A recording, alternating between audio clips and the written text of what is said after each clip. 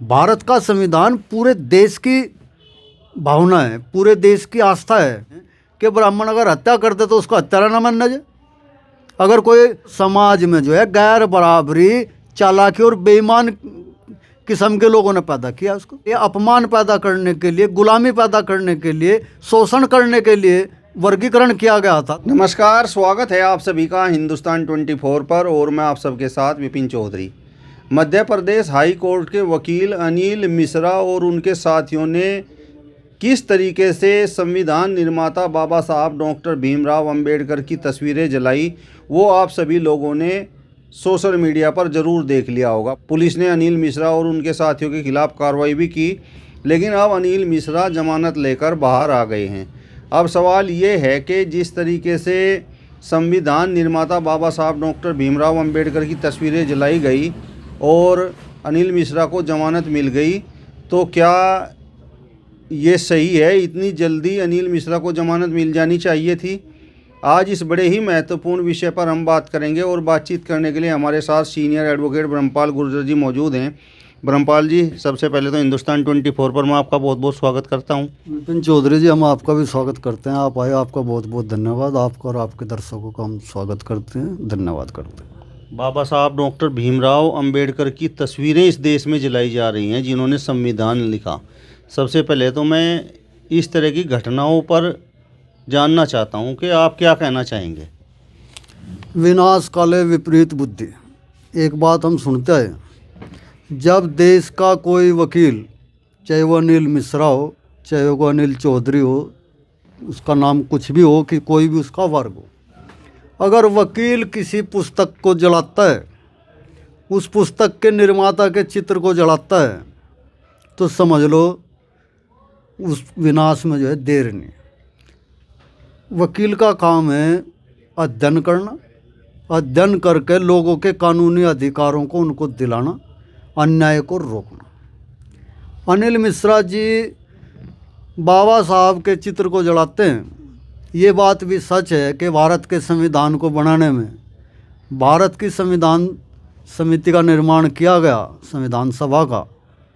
उस सभा के द्वारा जो है लगभग 3 साल में इस संविधान को तैयार किया गया। बाबा साहब के योगदान को हम विशेष योगदान मानते हैं, बाकी लोगों का भी योगदान था। तो इसका मतलब ये नहीं है कि जो विशिष्ट योगदान करने वाला संविधान निर्माता है, आप उसके चित्र को जो है बेइज्जत करेंगे, उसको जो है फूकेंगे। ऐसा करके आप जो है इस देश की अस्मिता को जला रहे। आप इस देश की जो है जो संस्थाएं हैं, जो गरिमाएं हैं, उनको आप ख़त्म कर रहे, उनको जला रहे। तो मुझे नहीं लगता किसी भी दृष्टि से कि अनिल मिश्रा जो है वकील होना तो बहुत दूर की बात है। एक सामान्य व्यक्ति जितना भी जो है दिमाग रखता और इस देश के प्रति जो है उसके अंदर कोई सम्मान हो। नहीं, ये क्रिया की प्रतिक्रिया हुई है। पहले जिस तरीके से भीम आर्मी और भीम आर्मी के चीफ ने सांकेतिक रूप से मनुस्मृति का दहन किया, तो उसकी प्रतिक्रिया स्वरूप अनिल मिश्रा और उनके साथियों ने बाबा साहब डॉक्टर भीमराव अंबेडकर की तस्वीरें जलाई। देखो, ये वर्ग संघर्ष की बात है। भारत के संविधान में बाबा साहब अंबेडकर में और मनुस्मृति में, दोनों में जो है कोई इक्वलिटी, कोई समानता की बात नहीं की जा सकती। वो धार्मिक ग्रंथ है, वो देश के बहुमत के लोगों ने बैठ कर तय करके नहीं लिखा। वो किसी विद्वान के द्वारा, किसी महापुरुष के द्वारा, जैसा उसको अच्छा लगा मानव की व्यवस्था चलाने के लिए, उसने उसको इस तरीके से लिखा। जिन लोगों को वो अच्छा लगा उन्हें उस पुस्तक को जो है अपना ग्रंथ मानना, वो उसका सम्मान करते हैं। संविधान का सम्मान करना आपके लिए अनिवार्य है। केवल संसद ही संविधान में परिवर्तन कर सकती है। उसे कोई संविधान में कोई चीज़ बदलने लायक लगती है तो वो बदल सकती है।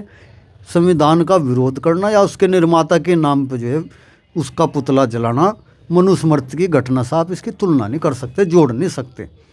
उसका दोषी केवल वो व्यक्ति है जिसने मनुस्मृति को जलाया है, उसके लिए पूरा देश जिम्मेदार नहीं है। भारत का संविधान पूरे देश की भावना है, पूरे देश की आस्था है, पूरे देश की व्यवस्था है। अगर आप इसके साथ छेड़छाड़ करते हैं या इसके साथ जो है गलत तरीके से इसके निर्माताओं के साथ आप व्यवहार करते हैं, तो आप देश के प्रति, कानून के प्रति अपराध करते हैं। मनुस्मृति को पहले बाबा साहब डॉक्टर भीमराव अंबेडकर ने ही जलाया था, और जब मनुस्मृति का वर्तमान में दहन किया गया, भीम आर्मी ने इस तरीके का कार्य किया, तो उसकी प्रतिक्रिया स्वरूप फिर अनिल मिश्रा और उनके साथियों ने बाबा साहब डॉक्टर भीमराव अंबेडकर की तस्वीरें जलाई। वो इसीलिए आज तस्वीरें जला रहे इस देश में कि उस समय भीमराव ने जो है मनुस्मृति को जला दिया था।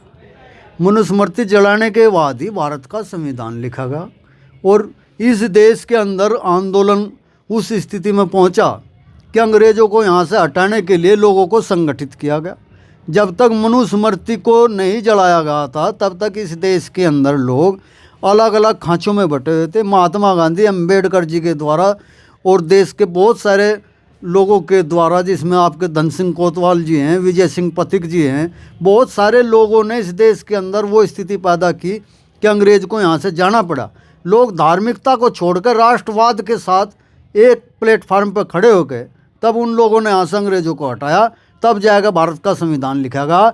अगर उस समय शिकायत थी तो बहुसंख्या मोस्टली लोग जो थे हिंदू थे, भारत का संविधान लिखने वाले, उन्हें उस समय जो है मनुस्मृति को अपना संविधान बना लेना चाहिए था। किसी ने नहीं रोका था। जब तक संविधान का पुनर्गठन करने की ऐसी ताकत देश के लोगों के अंदर नहीं आती, तब तक अगर संविधान के बारे में, संविधान निर्माताओं के बारे में कोई ये कहता है कि मनुस्मृति जलाई थी, हम इसलिए जो है इसका विरोध कर रहे, तो इस देश की व्यवस्था का, इस देश के संविधान का अपमान कर रहे। मेरा सवाल आपसे ये है कि मनुस्मृति में क्या कमियां थी? बाबा साहब डॉक्टर भीमराव अंबेडकर ने उनका दहन क्यों किया, और क्या आपके हिसाब से मनुस्मृति का दहन सही है? देखो, मनुस्मृति को अपने अपने दृष्टिकोण से लोग देखते हैं इस देश में। कुछ लोग उसको जो है इतना बढ़िया ग्रंथ मानते हैं कि ये भाव सागर से पार तैरता है। मनुस्मृति यही दुनिया की सबसे बढ़िया व्यवस्था करने वाली पुस्तक है, धार्मिक। कुछ लोग उसको ऐसा मानते हैं कि इससे गंदी, इससे खराब कोई दूसरी पुस्तक है ही नहीं। इस पुस्तक के अंदर जो है महिला को अधिकार नहीं है, इस पुस्तक के अंदर जो है दलित को अधिकार नहीं है, किसी को अधिकार नहीं, ब्राह्मण को सर्वोपरि माना गया है। वे लोग कहते हैं कि इस पुस्तक को जो है देखना भी पसंद नहीं है।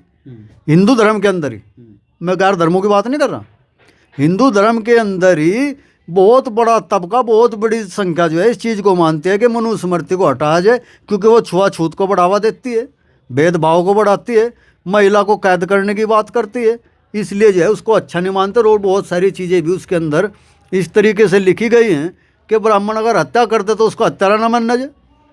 अगर कोई शूद्र व्यक्ति, कोई दलित पिछड़ा, शूद्र से मेरा मतलब यह है कि कोई समझ रहा बात, शूद्र कोई कौन है? हम शूद्र ही हैं, हम भी शूद्र मानते हैं, जिसमें आपका जाट गुज्जर जो हैं लोग हैं, जो आज अपने को क्षत्रिय बताते हैं, उस ग्रंथ के मुताबिक शूद्र हैं आप। जिन आप शूद्र समझ रहे वो अछूत हैं। तो शूद्रों के लिए इसमें जो व्यवस्था करी गई है उससे लोगों को नाराज़गी है। वो मानते हैं कि मनुस्मृति से इस देश को नहीं चलाना चाहिए, और अपने घर में बैठ के जिसका मन करता हो मनुस्मृति के आधार पर जो है अपना जीवन चलावे। दूसरे के ऊपर थोपने की जरूरत नहीं है। कल ना कोई हाँ कुरान ने लेकर हुए, कुरान के आधार पर चलो, तो उसके आधार पर चला जा सकता। परसों कोई बाइबल कहे, कोई यहाँ नुगाने इसके हिसाब से चला जाएगा, यहाँ चला जाएगा संविधान के हिसाब से। जब तक संविधान है, संविधान हट जाएगा उसके बाद देखेंगे भाई क्या होगा, और संविधान ने कौन हटा होगा पहले उन्हें देखेंगे। मनुस्मृति में तो वर्ण व्यवस्था थी, और इंसान के कर्मों के आधार पर वो वर्ण बनाए गए थे। नहीं, कर्मों से क्या मतलब है? किस कर्म की बात कर रहे हैं आप? कर्मों के आधार पर मैं क्यों गोबर ठाऊँगा? जरूरी है मैं ही ठाऊँगा? ब्राह्मण नहीं ठा सकता गोबर, जाट गुज्जर नहीं गोबर ठा सकता, लाला जी नहीं ठा सकते। भाई हमारे हाथ में छांगड़ियाँ हैं क्या जो गोबर ठहरा? जो नाला साफ कर रहा है हम ही कर सकें? तो जिसकी आप बात कर रहे हैं कर्मों के आधार पर तय कर रखा, जो आर्थिक कर्म है वो समाज में जो है गैर बराबरी, चालाकी और बेईमान किस्म के लोगों ने पैदा किया उसको।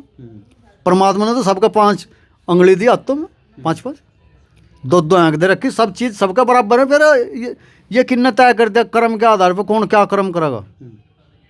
और लोग नुगाएंगे पर पढ़ के जो है आपका वर्ण भी बदल जाएगा, फिर वर्ण की क्या बात रहेगी? फिर तो ये कहो जो पढ़ रहा हो भाई पंडित है, जो गोबर ठहरा चाहे ब्राह्मण ठहरा चाहे कोई भी ठहरा, वो उस वर्ग का आदमी है। तो दोहरा मापदंड चले रहे। आज के समय में जो दलित हैं वो उस समय अछूत थे? नहीं, अछूत मीन्स अछूती है, जिस अनटचेबल, जिसको छू नहीं सकते, जिसके छूने से आपका धर्म भ्रष्ट होता हो, आप अपवित्र होते हो, ऐसा सिर्फ जो है सिर्फ ब्राह्मण को छोड़ के। मुझे नहीं पता झूठ लिख रखा सच लिख रखा है इतिहास। मैंने शिवाजी महाराज के बारे में पढ़ा, साहू जी महाराज के बारे में पढ़ा। शिवाजी को राज तिलक करने के लिए जो है पैर के अंगूठे से उसको राज तिलक करेगा। अब आप तय कर लें, अगर आप अपने को अक्षत्रिय मानते हैं तो शिवाजी से बड़े आप अक्षत्रिय हो नहीं सकते, तो उसको आप अछूत मानेंगे, अक्षत्रिय मानेंगे, क्या मानेंगे। साहू जी महाराज जो है, साहू जी महाराज की रसोई में जब भेदभाव किया गया तो साहू जी महाराज ने उसका विरोध करा। मैं साहू जी महाराज को भी स्वर्ण मानते थे राजा होते हुए। तो आप तय कर लेंगे कि पहले कौन अछूत था और आज कौन अछूत है, कौन शूद्र था, कौन आज शूद्र है। वे तमाम लोग जो है अपने आप को इस भ्रम से बाहर निकालने का प्रयास करें। अछूत और शूद्र, अछूत वो है जिसको छूना भी मना है, शूद्र वो है जो सेवा करने के लिए है, खेती के लिए, व्यापार के लिए, जो सेवा के कार्य हैं। जो जातियां काम के नाम पर इस देश में बनाए रखी हुई तमाम शूद्र जातियां हैं, यानी कि सेवा करता। अछूत से तो सेवा ली नहीं जाती थी। अगर मनुस्मृति ने बांटने का काम किया तो जो संविधान है उसमें ये जिस तरीके से जनरल है भाई, ये ओबीसी है, ये SC ST है, तो फिर ये क्या है, ये भी तो बांटने का काम कर रहे हैं। नहीं, शरीर का आप एक्सरे करते हैं, एक्सरे करके ये देखते हैं कि उस शरीर के किस हिस्से में जो है क्या बीमारी है, उस बीमारी को कैसे हटाया जाएगा। उस बीमारी को हटाने के लिए जो ऑपरेशन की शल्य प्रक्रिया किया जाता है, क्या उसको आप चाकू मारना कहेंगे?